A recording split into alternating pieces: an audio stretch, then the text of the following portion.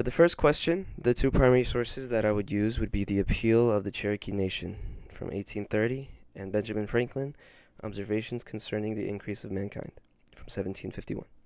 I picked the first source because I believe it does a great job at revealing just how flawed our history can be.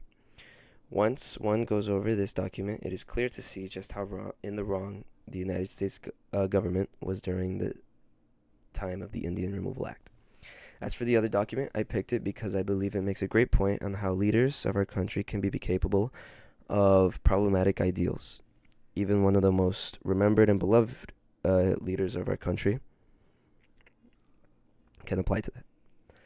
For my History of the Present project, I went over the topic of immigration. After going over multiple primary sources and portions of the textbook, I learned just how similar the actions and ideals of our government was to how it is today. Of course, it isn't a complete parallel, but it helps me understand how things might go in present day after analyzing the past. Using this model, I can bring up several facts from our country's history and compare them to the well-known current events of today to give students an understanding of what is currently going on in the nation they live in. The class discussions that made the most lasting impact on me were the ones that followed the discussion leader assignments. I found that these discussions were a lot more active as people were familiar with the topic at hand. People were more engaged as we had just finished very intricate conversations with one another. So once we all came back together as a group, I feel like discussions were a lot more involved. People were a lot more involved, and these discussions stood out to me a lot more than the usual ones.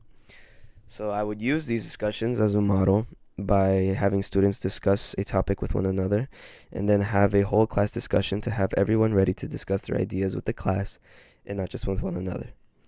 The in-class writings that were the most useful in learning our country's history would be the writings on African Americans during the Reconstruction era and the writings on the primary source document on Abigail Adams.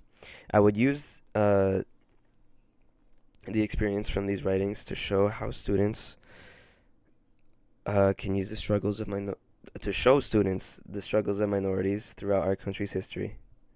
The examples and evidence that I used in my mid-semester reflection was the Appeal of the Cherokee Nation and how it relates to our current administration. My thinking and learning has changed throughout the first half of the semester by understanding how to relate our country's past actions to the ones being committed today. The specific assignment that contributed the most to this growth would be the History of the Present project, that fully used the skill to complete the project.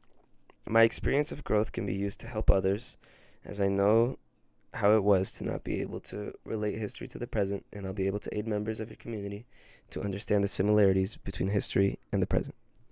It is important for any community to understand and appreciate U.S. history because it is what our country is built off of. It is important to be able to understand the mistakes of our country has made in the past so that we as a modern society can try our best to not repeat these same mistakes. I hope you consider me for the position, and I hope to hear from you soon. Thank you. And I would also like to thank you, Professor, for this great semester. I feel like I've learned a lot, and I really did enjoy it. I wish you well. Happy holidays, and take care.